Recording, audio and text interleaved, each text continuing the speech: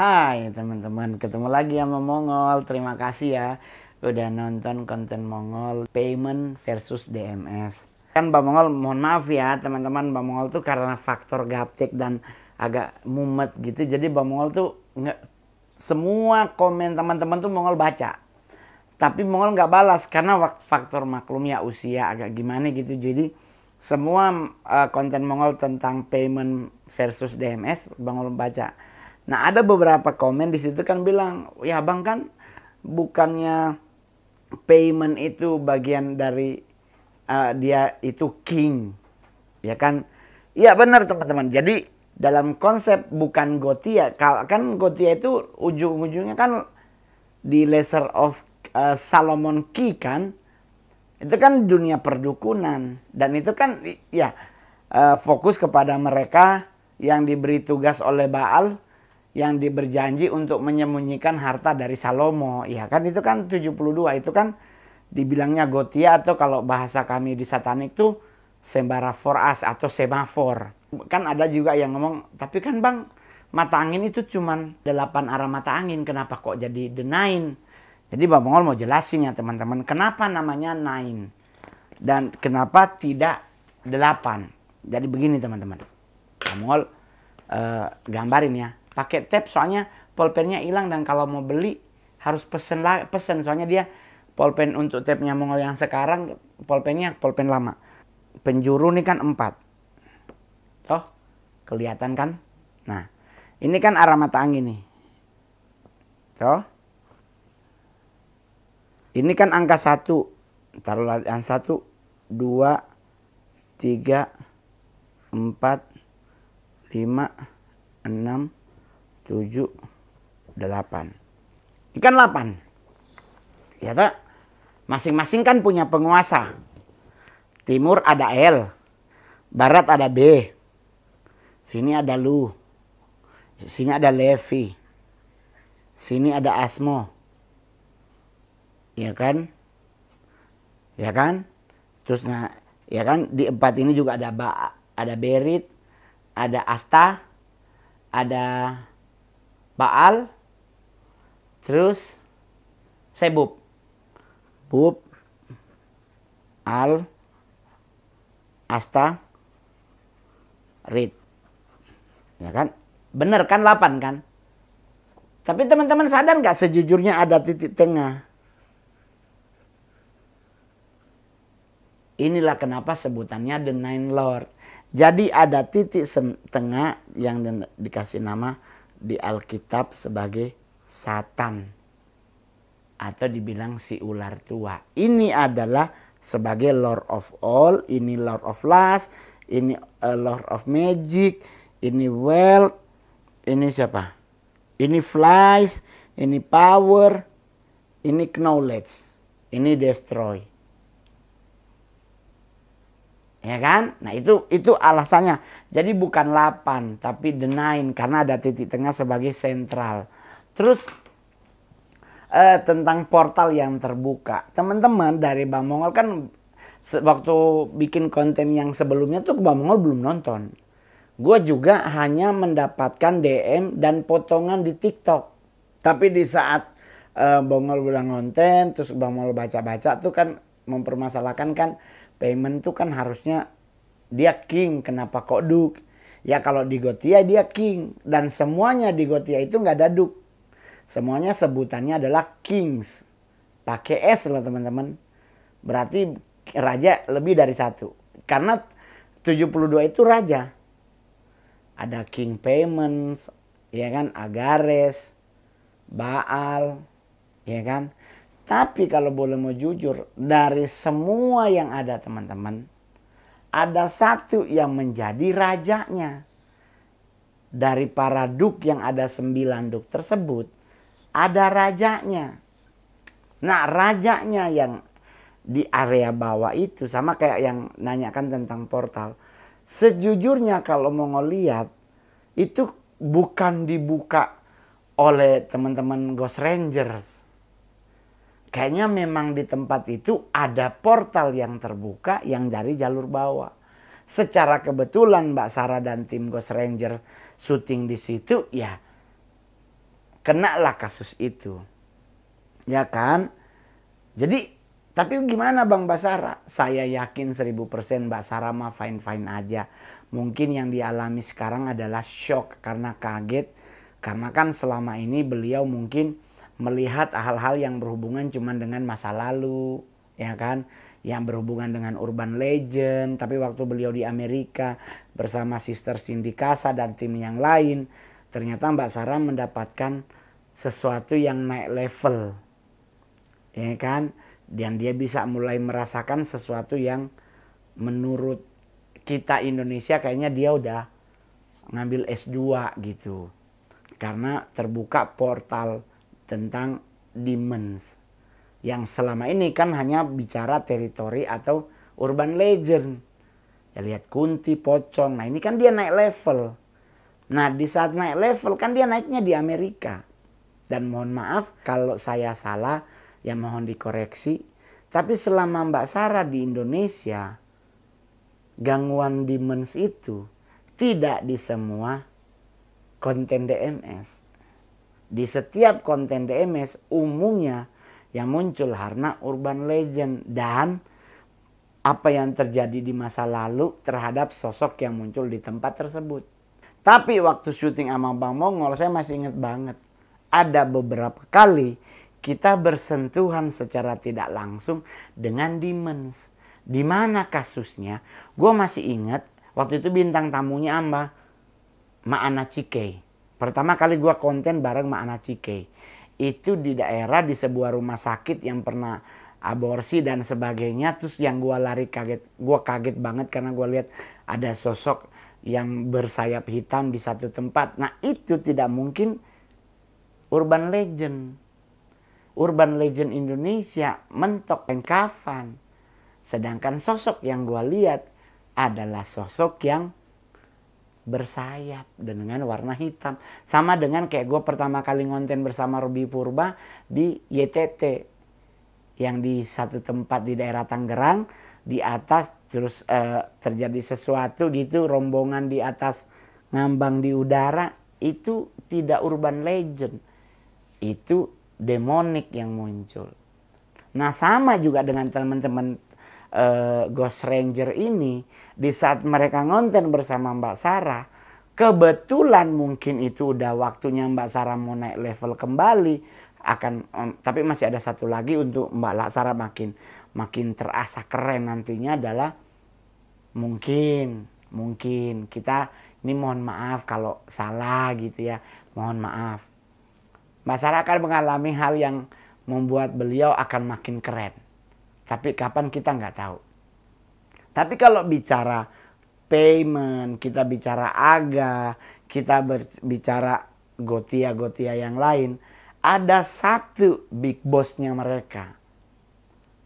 Ini buat teman-teman yang beragama Kristen, Mbak Mongol kasih tahu. Mungkin Nyonya Sarah juga boleh cross check kebenarannya. Yep, Mbak Mongol kasih tahu buat teman-temannya. Judul awalnya adalah Sangkakala kelima Wahyu 9. Dari lubang mereka kunci jurang maut, maka bukalah pintu kunci jurang maut dan akan keluar seperti kalajengking, akan keluar begini. Tapi di ayatnya yang ke-11 kalimatnya bilang begini. Dan raja yang memerintah mereka adalah malaikat jurang maut yang namanya dalam bahasa Ibrani adalah Abaddon dan dalam bahasa Yunani adalah Apollyon. Jadi raja dari malaikat jurang maut, big bossnya Pei adalah Abaddon atau Apollyon bahasa Yunaninya. Tuh, baru kalau itu kita juga itu kan baru di Wahyu 9 ayat 11. Ini buat teman-teman yang beragama Kristen ya. Kita buka lagi di kitab Wahyu. Di ayat yang pertama dibilang begini. Lalu aku melihat seorang malaikat turun dari surga memegang anak kunci jurang maut dan sebuah rantai besar di tangannya. Ayat 2-nya tuh cakep. Ia menangkap naga, si ular tua itu, yaitu iblis dan Satan, dan mengikatnya 1000 tahun lamanya. Jadi ingat, ada 2 big boss besar yang ditangkap. Ada 3 ya, ada naga, ada ular tua, atau iblis dan Satan. Jadi ada lebih dari 1 orang, bukan cuma Satan sebagai Lord of all atau si ular tua, tapi juga nangkep naga. Berarti teman-teman, yang akan dikerangkeng di akhir zaman nanti, salah satunya adalah selatan. Sebagai Levi yang menyesatkan anak manusia dengan seks. Nah, bosnya adalah Abaddon. Itu bosnya si Pei ini. Dan mudah-mudahan di konten-konten selanjutnya DMS dengan siapapun bintang tamunya tidak bertemu dengan Abaddon atau Apollyon ini. Kenapa? Karena ingat teman-teman, dari ribuan malaikat kegelapan yang Tuhan buang, ada 1 malaikat yang masuk kategori high rank, yang masuk kategori premium rank, tapi menjadi pimpinan bawah. Yang namanya siapa? Abaddon atau Apollyon. Kenapa Abaddon atau Apollyon? Karena Apollyon dulunya adalah pelayan Tuhan dan messenger of God. Berarti pekerjaan dia sama dengan pekerjaan dari Gabriel. Atau bahasa Islamnya malaikat Jibril. Jibril itu messenger of God.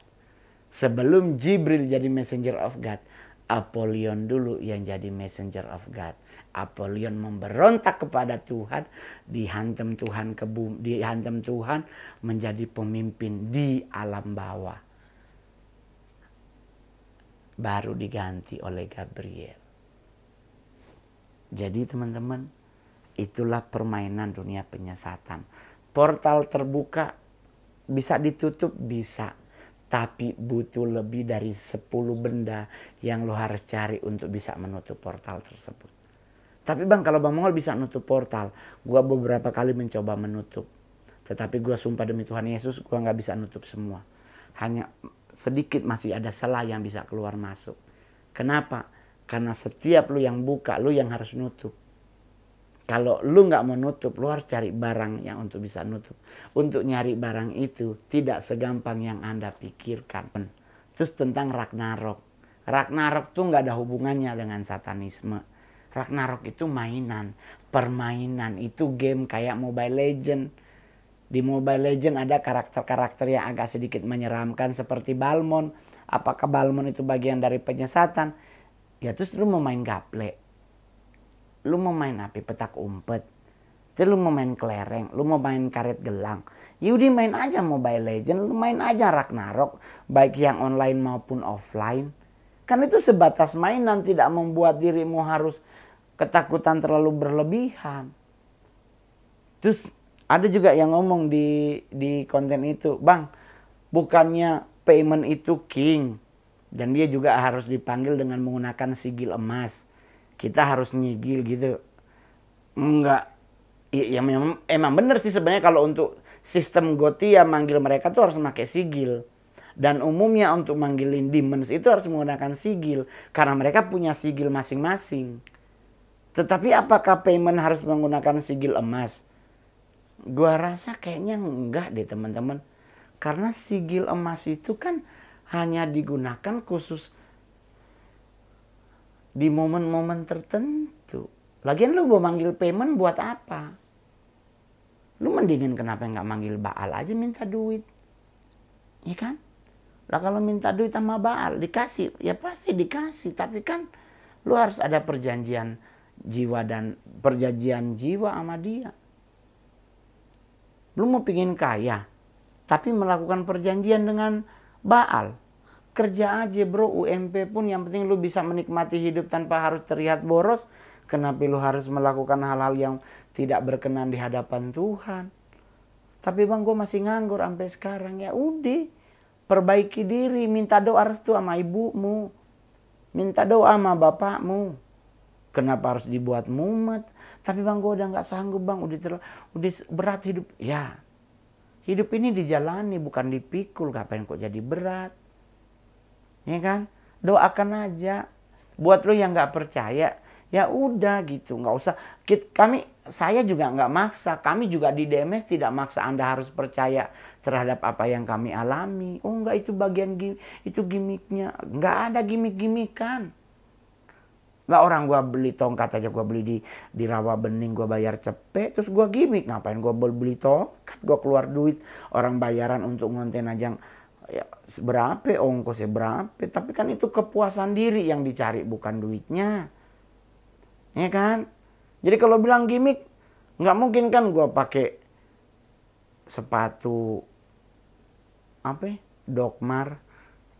Terus itu gimmick gitu pakai dokmar. Mending gua beli dokmar palsu. Ya kan? Jadi buat teman-teman semuanya yang namanya demons, the dark angel, mau ada yang disebut black angel, apapun bentuknya, itu tidaklah menjadi tolak ukur bahwa hidup kita tuh ternyata begini. Enggak. Masih tetap ada Tuhan. Masih tetap ada tangan Tuhan yang selalu menolong.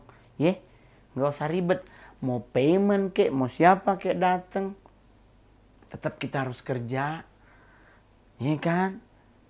Lu mau ngapain? Pesugihan Nyi Blorong. Lu minta-minta itu terus dapat sisik dari Nyi Blorong, yakin jadi orang kaya.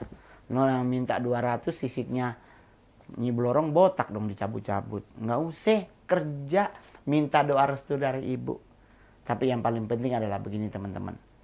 DMS itu adalah konten kreator yang menyajikan sesuatu yang mungkin beda dari teman-teman yang selama ini dapat.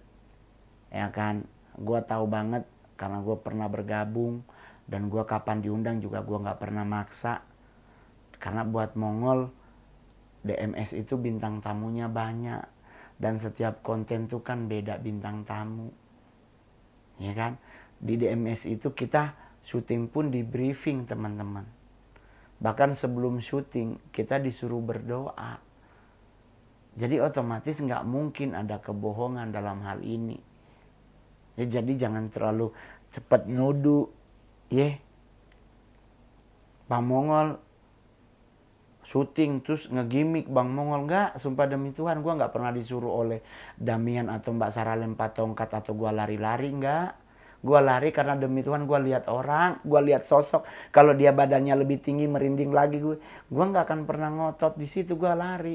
Tapi kalau lu lihat gue ngonten sama Mbak Sarah di DMS atau di konten-konten yang lain, gue selalu dengan posisi berdirinya kayak orang siap siaga kan. Kenapa? Ya gue nggak mau bilang gue jago, enggak. Gue menjaga. Kalau ada raupan gue sabit gitu, gue sambet gitu. Gue lempar tongkat apa gue hantem.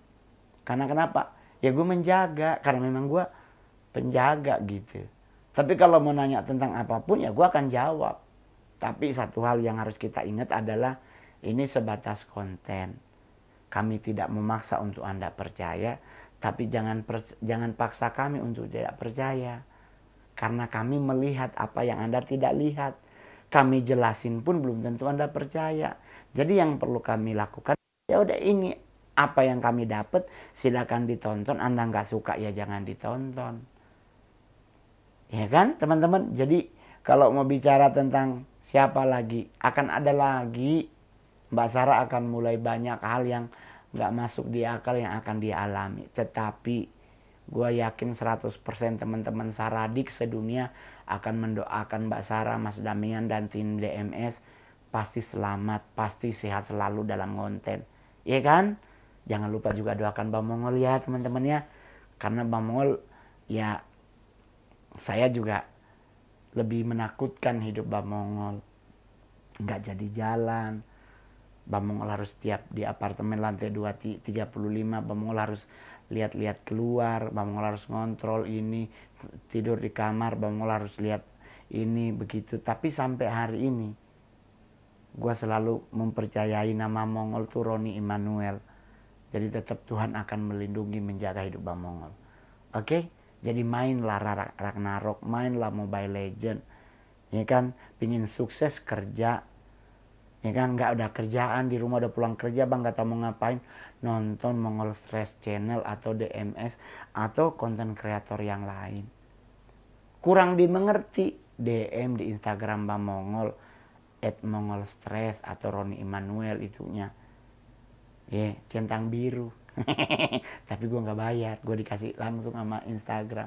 DM di situ. Selama Anda nggak minta bantuan untuk bayar pinjol, bayar ini, bayar itu, akan Bang Mongol balas. Akan Bang Mongol jawab. Apakah mereka takut dengan apa Bang Mongol? Sama juga kan kayak manggil pay. Lu kira dengan sigil emas dia akan datang. Harus ada benda kesayangan yang kayak lu kayak manggil yang satu harus pakai pepaya busuk kan. Kalau mau manggil si mister yang satu kan harus pakai bunga mawar hitam. Ya kan, lu taruh ini, taruh itu, lu panggil, baca tuh mantra pemanggilannya. Hai, ini the son of ini, we welcome you, gitu-gitu. Saya itu. Ya kan, mendingan doa minta berkat sama Tuhan. Daripada doa manggil-manggil mereka. Buat ngapain lu manggil mereka? Ya kan? Yang logik-logik aja teman-teman. Tuhan itu segalanya. Jangan lupa di subscribe, like, share, dan komen. Bye-bye.